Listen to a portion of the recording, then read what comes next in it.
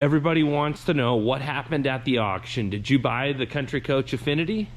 I did the very first bid on it to get it started $100, and then I sat back and waited till today. Looks right here like it could be the same coach having the work done. What is this it? Did you pull the trigger? No, I did not. So what happened?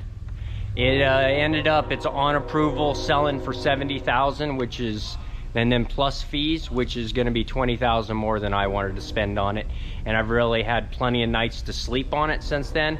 And I think I really want to just focus on getting my 96 brought up to, so that you can't even tell what year it is.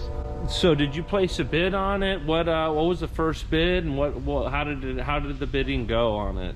So as soon as it came off of futures and it had a date of when it was going to sell, I noticed and I threw a bid down. I put it down that I was willing to bid up to $500 or something like that. So I had the opening bid start at 100, and then slowly it kept progressing up, and a couple of days ago it was at $40,000. And then I started going, do I really want to do this? Started looking at how much the fees were that I was going to have to pay after I won the unit, and then just kind of watched it, and then it ended up going on approval today for $70,500 to someone in California. California guy outbid the Oregon guy, and there was an Oregon guy that was at 68,000, I want to think it is. In my video that we'll have a link on, I'll have actually the auction itself as it's going, and you'll be able to watch it sell or go to approval. And a lot of you were commenting. I put the video live like kind of towards the end of the auction, and I figured, yes, I did sandbag that video for Brian just so that none of you went out there and helped bid it up, but I don't think anybody in the last hour or two jumped on it.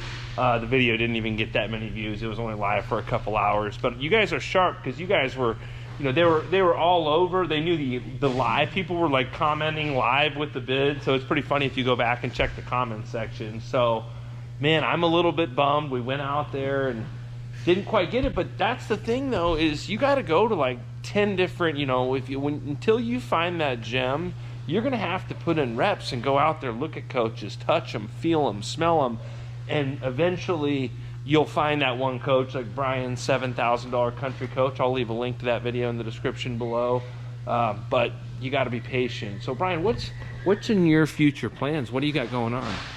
Well, I'm going to start concentrating on getting my 96 remodeled on the inside, and then getting the exterior stuff done with the awnings on the roof looking exactly like the Affinity and whatnot.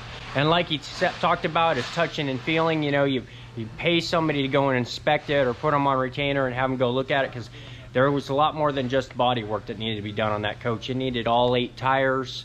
It needed inverters, in my personal opinion, and it still had some other stuff that was going to need to be done to be top notch. So that's why the numbers just didn't make it for me. Yeah, now this coach behind us here, this is almost like a similar coach having a similar repair. What's going on here? This is going to be an exact scenario just like we talked about. The toilet room window had leaked and the shower vent had leaked at one point, and so the wallet had delaminated away, and instead of just scabbing it up, we worked out a deal and came up with the numbers that were comfortable for both parties, and we've re-skinned the side of it. We've got all the skirts off and all this. They'll get ready to put that back on and the belt molding back on, and then we'll get it off into paint and get it painted and then wet sanded and buffed and get it back to a high shine just like it would have rolled off the factory. As you can see, we've got other walls that are scuffed. There was a lot of paint work on this coach. This guy's pretty much bringing it back to full shine and refurbish. So the guy that paid 70 grand plus fees, it's almost close to another 10,000 in fees on top of that or so? Yeah, depending on if he had an auction license or how he was paying his deposit or how he was going to pay. The numbers got substantial if you were just Joe Blow coming in and didn't have any credentials besides just buying a Coparts number. Depending on how you're going to pay, there's a lot of little fees that you start to read through their system. I mean, that's the auction game. No matter where you go, they got to make money too. And so that's why the numbers just really got substantially high. Now, you think, we had estimated, I believe in the last video, about $50,000 in repairs. Do you think the guy's going to be in at about that same $50,000 or so in repairs? Yeah, he's going to be into it at least that $50,000. I'm going to figure, especially if he pays the shop to do it. and then he's got to get it to wherever he's taking it, and so on and so forth. If it's California, he may end up towing it, or he may just drive it with no skins on the side, or maybe he's worked out a deal with a shop to get it fixed here, and somebody's got him some numbers that he's happy with to be able to sleep at night to own it. But me, I had enough time to sleep on it at night and to evaluate the money, and I just didn't feel comfortable going over that 50.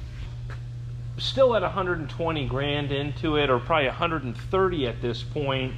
He's still got a nice coach for 130, even though it has a salvage title. What do you think?